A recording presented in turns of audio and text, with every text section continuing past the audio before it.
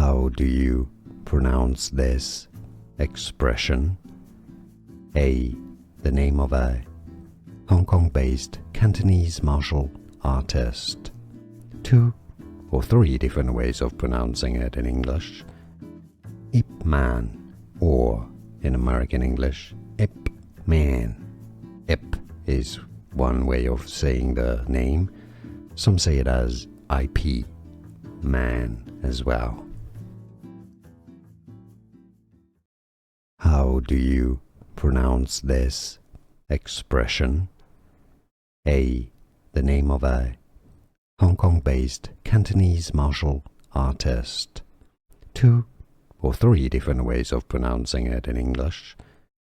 Ip Man, or in American English, Ip Man. Ip is one way of saying the name. Some say it as IP Man as well. Here are more videos on how to pronounce more confusing words and names too many mispronounced. Like this video if you found it useful. I appreciate your support. I'll see you soon and thanks for watching.